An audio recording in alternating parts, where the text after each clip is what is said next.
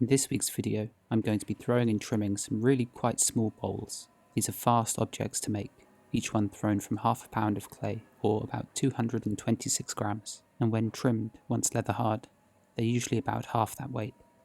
And what you see here is my usual throwing setup, with my throwing gauge on the left, a mirror in the middle, and my water on the right. The water is pretty much self-explanatory. It's the lubricant which makes the throwing process possible. The throwing gauge, on the other hand, which is this rubber pointer you can see coming in from the left, is the tool I use to measure the height and diameter for all of my pots.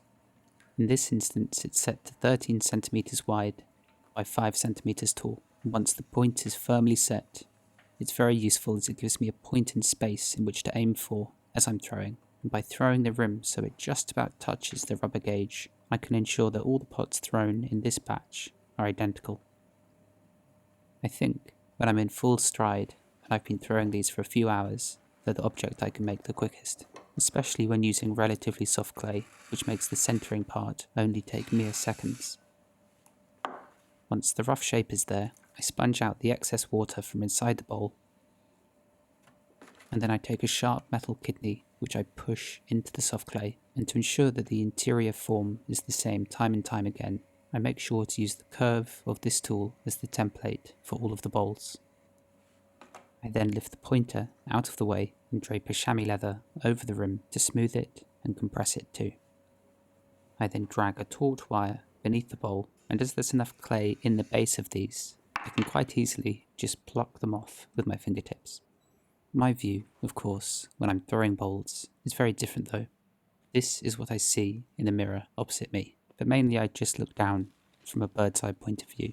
So to see the side view, all I do is glance up and look into the mirror, which is far more efficient than awkwardly leaning back like this and sort of peeking underneath to see what the side view is like.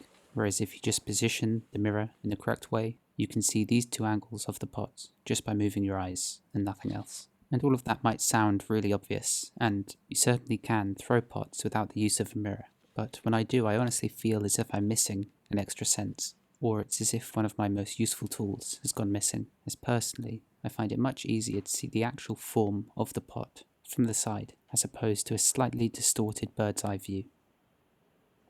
As soon as the pots can physically take it, I flip them over onto their rims, and as the rims themselves are thrown quite thinly, they tend to dry out in a couple of hours, even faster in the summer. Once they are flipped over, it exposes the base, which have been potted thickly so that I can lift them away with my hands, but more importantly, so I can trim a nice tall footering from this excess clay.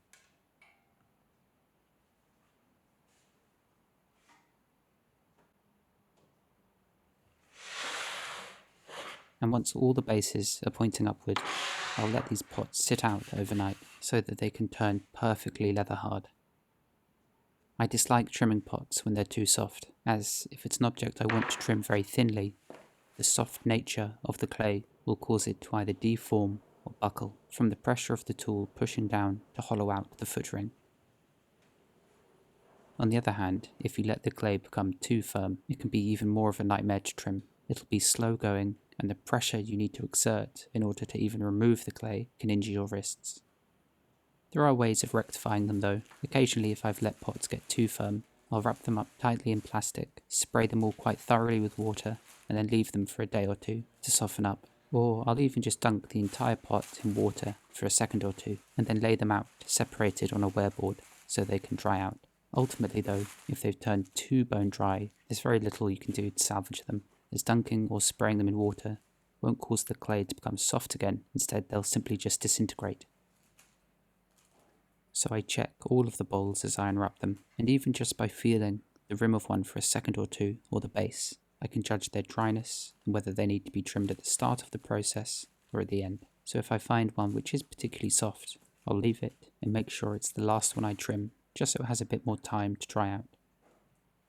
I know that discussing drying probably isn't the most interesting topic, but it is so fundamentally important to making pots, as doing it well and efficiently makes your life as a potter far more straightforward, as opposed to struggling with pots that are too dry, too soft, and so on.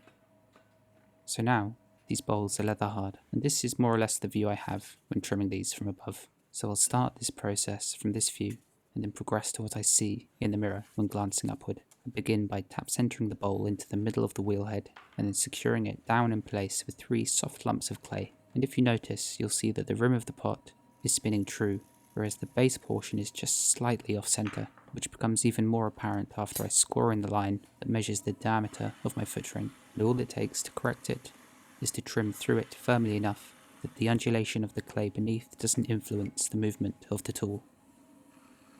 I'd say trimming a bowl probably takes a touch longer than throwing it, but it's still a rapid process. I begin by clearly defining the foot ring itself from the walls of the pot. I then turn 2 facets onto the protruding foot ring. This uppermost one angles inward, and the one underneath it just mirrors this angle, and creates a groove where the foot ring meets the walls of the bowl. This groove acts as a glaze catch, and prevents the thickly glazed exterior from running down over the foot ring and onto the kiln shelf, as there's a channel it can gather and pull into. Once I've roughly finished the exterior, I begin to remove clay from inside the foot ring. I hold the turning tool extraordinarily tightly. I start in the very middle and work my way outward, removing layer by layer as I go. And my aim here is to make the level of the foot ring equal to the level of the walls on the outside. In theory, I want the curvature of the bowl to be continuous, despite there being a foot ring or not. And what this means is that if I were to remove the foot ring entirely, I'll be left with a form that has a continuous curve across the base. And sometimes, when I'm turning downward, I end up making the interior of the foot ring lower than the exterior walls. And that tells me that I can probably get away trimming more away from the walls outside of the foot ring. And perhaps the most important factor to trimming bases that are consistent and identical is making sure that you throw the interior form of these bowls with the exact same curve and depth time and time again. As if the interior curve on every single one of your bowls is different, this means the trim you do on the underside here will have to be different on every single bowl too. It's really the outside form just follows the inside form. And lastly with these, I stamp my maker's mark, trim off the excess that's pushed up as the porcelain stamp goes into the clay, and that's it. The piece is finished.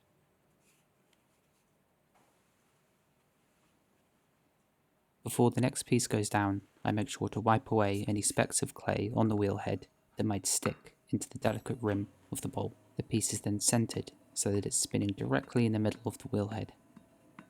I then take 3 lumps of soft clay and push them down onto the metal, and I let the excess clay that squashes out against the bowl be the clay that actually holds it in place. If instead I push these lugs of clay firmly straight into the walls of the bowl, it would just deform the rim and ruin the bowl's circular shape.